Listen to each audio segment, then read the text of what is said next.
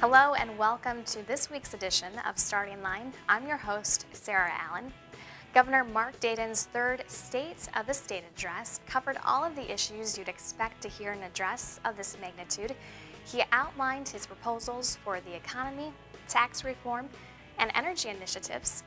We also heard some surprises, like his proposal to make the even-year legislative session, quote, the unsession. Except for responding to a fiscal or other emergency and passing a bonding bill, the session would be devoted to eliminating unnecessary or redundant laws, rules, and regulations. The governor also shone the spotlight on education in his State of the State address. Dayton talked about a new initiative for businesses to adopt an after-school program and additional funding for education programs. My new budget would expand significantly early learning opportunities for children statewide. My proposal to provide state funds for optional all-day kindergarten would provide a continuum of learning from early childhood into first grade and beyond. This week's Starting Line also looks at an educational issue, reimbursing schools for reduced-price school lunches. We had the opportunity to sit down with the bill's sponsor, Representative Jerry Newton, to find out what the bill does and how it would work. Newton, an educator and Coon Rapids resident, is serving his second non-consecutive term in the Minnesota House of Representatives. Thank you, Representative Newton, for sitting down and talking to us about House File 31. And to start off, can you tell us a little bit more about this bill and why you're sponsoring it? We have free lunch for kids in poverty. But there are a lot of kids who've fallen in that marginal area where they don't qualify for free lunch and they don't pay the full price for lunch. And we're seeing more and more of them in our school districts. It's just has increased so much in the last few years, the number of kids on free and reduced lunch. So what's happening is a horrible case I heard about the other night. A teacher was in the lunchroom, saw a young child come up to the lunch lady. He didn't have money for the food. She took everything off his tray. And he falls in that category, the reduced lunch category. And you can imagine a junior high kid, the embarrassment. Have you carried this bill before? It's a bill that I actually introduced 3 years ago. And we didn't have time to have a full hearing on it. And so it kind of died and has been languishing for the last 2 years. And now that I've been reelected, I'm looking forward to bringing it up again. So what do you see as the major hurdles in getting your bill passed? The only real hurdle I see, I think there's generally support for it. We had enough support 3 years ago. And as I say, we ran out of time. The issue is funding. 3 years ago, the cost would have been about $3 million. Now it's about $4 million.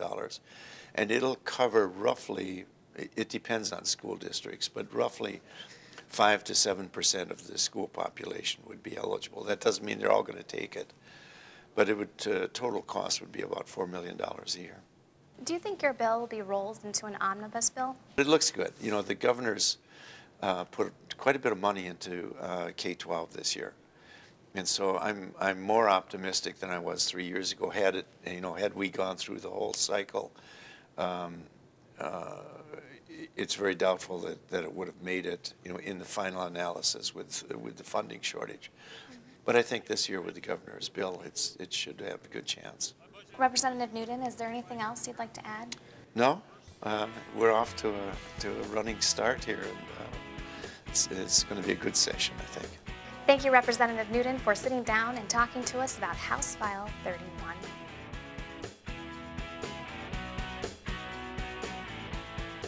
Here on Starting Line, we are also off to a great start. Since our debut, we have featured 2 bills. Let's now go track House File 31 and see where it has been and where it's likely to go. It has had its introduction and first reading. It was referred to the Education Finance Committee.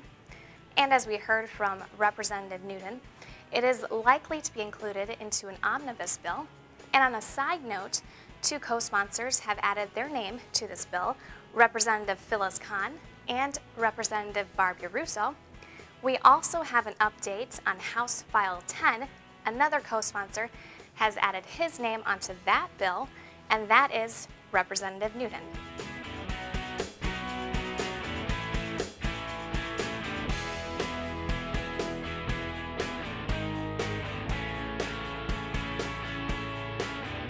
You can learn more about these bills and others through our online news service, Session Daily.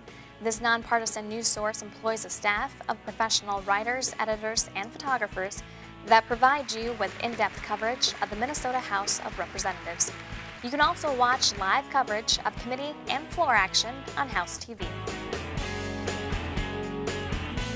Coming up next week, Starting Line will feature a new bill and look to see if there's been any movement on Representative Newton's bill or other bills we have featured here on the program. You can always tweet me if there's a specific bill you'd like us to cover here on Starting Line. And remember, thousands of bills get introduced every legislative session in Minnesota. Of course, all of them first have to cross the starting line.